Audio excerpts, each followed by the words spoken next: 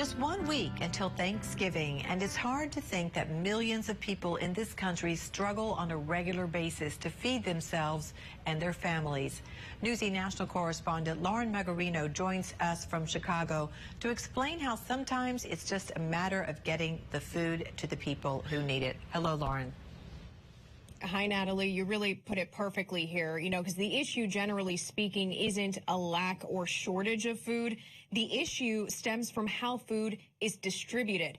So I spoke with a mutual aid group in Chicago that's working to fill gaps where food is hard to find. Food cooked with love just tastes better. We're making some turkey meatloaves and some mashed potatoes and some greens from the farm. Today's really comforting food. It's an experience Chef Fresh Robertson wants to share with her community. Like how you feel when your grandma, your auntie, or your mom or someone cooks food for you. Robertson is cooking 60 meals for Love Fridges, embedded in neighborhoods across Chicago. So you're probably wondering, what does a Love Fridge even look like? Well, I'll show you right now. This is one Love Fridge in the neighborhood of Inglewood, and you can see that it's completely painted. This was done by a local artist, and all of the Love Fridges will have some sort of artwork on it. It's very community-based, and the premise is very simple. Take what you need and give what you can. That's it. Aimed at tackling food insecurity, community members donate most of the food in these fridges. But Chef Robertson's meals are part of a monthly initiative called Full Circle, where the Love Fridge pays local chefs and restaurants to cook nutritious meals for the fridges. When the pandemic hit, all of my regular gigs got canceled. All the things I normally cook for got canceled. It's really nice to be able to cook for community and have that be kind of a paid opportunity. So volunteers help distribute those meals. People need help. People need help, and I figure I'm able-bodied. I'm capable. I have a vehicle. The question isn't why should I, is why shouldn't I? More than 13 million U.S. households, around 35 million Americans, experienced food insecurity sometime in 2020, according to the USDA.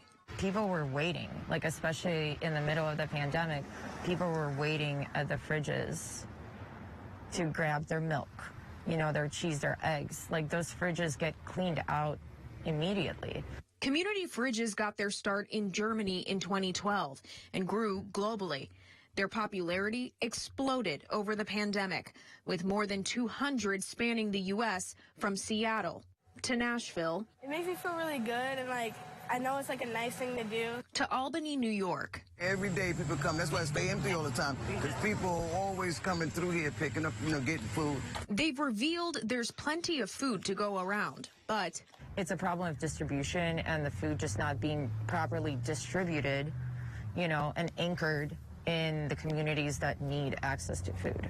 These communities are typically home to Black and Hispanic families who have seen chain stores close. Back when Dominic's made a kind of mad dash out of Chicago, out of Illinois, we had a grocery store, and so we hadn't had it filled for maybe 7 or 8 years in our neighborhood. And so it finally came back right before the pandemic hit, leaving community members with the task of filling the gaps for an essential need.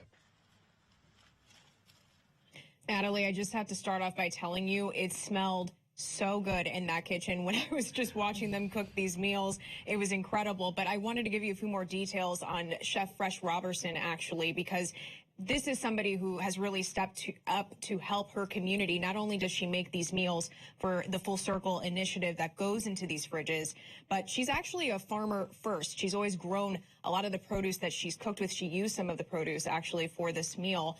And she has a garden in her front yard that anybody can help themselves and harvest if they'd like in her community. And on top of that, she even volunteered to have a fridge put right in front of her property because, of course, it has to connect to some, electric source. And, we'll harvest that food and put it in the fridge as well. So really, it's this full circle opportunity to not only grow food here in Chicago, but also cook these meals for these people. And she interacts with the people that come to the fridge every day. So that was a pretty cool tidbit. What doesn't she do? How wonderful is that? Community gardens where you can do a healthy grab and go are such a good idea, and she takes it even farther. That's wonderful.